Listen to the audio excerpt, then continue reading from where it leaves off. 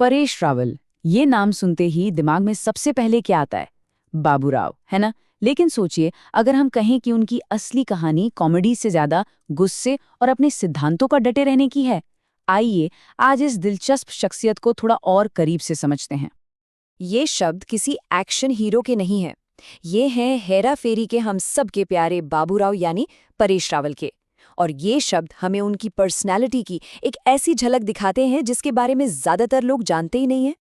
तो चलिए, आज हम बाबू राव के चश्मे को उतार कर उस असली इंसान को देखने की कोशिश करते हैं। एक ऐसा इंसान जिसकी पहचान उसके अटूट सिद्धांतों, उसकी वफादारी और जिंदगी को बिना किसी फिल्टर के जीने के अंदाज से बनती है। तो सवाल ये है कि आखिर कौन सी चीजें हैं जो परेश रावल को असल में परेश रावल बनाती हैं।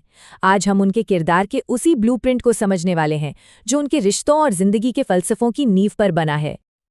चलिए शुरुआत करते हैं उनकी जिंदगी के सबसे पहले और सबसे मजबूत पिलर से, उनके पिता। वो इंसान जिन्होंने उनकी पूरी दुनिया की सोच को एक आकार दिया। परेश रावल के लिए उनके पिता किसी हीरो से कम नहीं थे।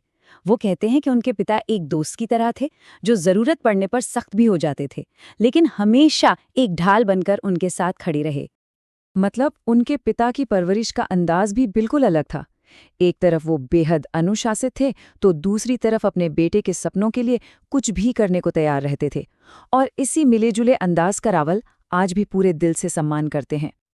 और पिता से मिले यही सबक, यही सिद्धांत उनकी जिंदगी के सबसे बड़े इम्तिहान में भी साफ साफ नजर आए, जब बात उनकी लव स्टोरी की आई। ये कोई टिपिकल बॉलीवुड लव स्टोरी नहीं थी। ये एक ऐसे भरोसे की कहानी है जो पहली नज़र में ही हो गया था, लेकिन उसे अपनी मंजिल तक पहुंचने में पूरे 12 साल लग गए। जरा सोचिए, एक तरफ थी मिस इंडिया और एक अमीर घराने की स्वरूप संपत्ति, और दूसरी तरफ एक स्ट्रगल कर रहे मिडिल क्लास थिएटर एक्टर। जमीन आसमान का फर्क था, लेकिन उनके रिश्ते में कोई रुकावट नहीं आई, जो रावल के उस अटूट विश्वास का सबसे बड़ा सबूत है। तो ये तो हुई उनकी पर्सनल लाइफ की बात। अब देखते हैं कि यही सिद्धांत उनके काम में, उनके प्रोफेशन में कैसे नजर आते हैं। वो एक एक्टर और एक स्टार में बहुत बड़ा फर्क मानते हैं। रावल इस बात को बहुत साफ साफ मानते हैं। स्टारडम की चमक तो आज है, कल नहीं, वो फीकी पड़ जाती है। लेकिन एक एक्टर का हुनर, वो तो उम्र के साथ और भी ज्यादा निखरता है और हमेशा जिंदा रहता है। लेकिन उनके करियर से जुड़ी एक बात ऐसी है जो शायद आपको चौंका देगी। उन्होंने खुद ये माना है कि उनकी 95% फिल्में करने के पीछे की वजह कला नहीं, बल्कि कुछ और ही थी। और वो इस बात को मानने में जरा भी नहीं हिचकिचाते। उनका कहना साफ है, इन फिल्मों से पैसा आया, जिससे घर चला, परिवार का भविष्य सुरक्षित हुआ। बिल्कुल सीधी बात। उनके लिए ये कमर्शियल फिल्में एक जरिया थीं, मंजिल नहीं। मतलब मेनस्ट्रीम सिनेमा से जो पैसा कमाया, उसी पैसे से वो उस आग को जलाए रख पाए जो उनका असली पैशन था, दमदार एक्टिंग और थिएटर। तो सवाल ये उठता है कि जब ये अटूट सिद्धांत और ये बेबाक अंदाज असल दुनिया से टकराता है, तो फिर होता क्या है? नतीजा एक ऐसा इंसान जो अक्सर अपने गुस्से और विवादों के लिए भी जाना जाता है। वो अपने इस मशहूर गुस्से को सिर्फ गुस्सा नहीं मानते।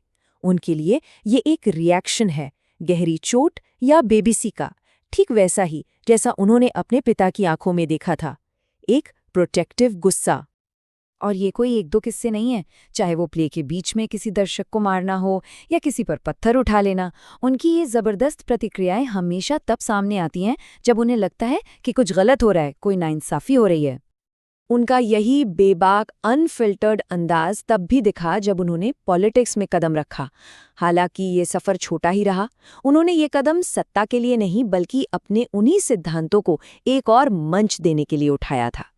लेकिन राजनीति का धीमापन और तौर तरीके उन्हें ज्यादा रास नहीं आए, और जल्दी उन्होंने ये मान लिया कि उनके सिद्धांत और उनका अंदाज संसद से कहीं ज्यादा स्टेज के लिए ही बने हैं। तो पिता से मिली सीख हो, प्यार के लिए 12 साल का लंबा इंतजार हो, या फिर अपने काम करने का तरीका, परेश रावल की जिंदगी एक खुली किताब जैसी है। ये एक ऐसे इंसान का ब्लूप्रिंट है जो सही या गलत की परवाह किए बिना बस अपने सच के साथ जीता है। और यही बात हमें इस कहानी के सबसे अहम सवाल पर लाकर छोड़ देती है।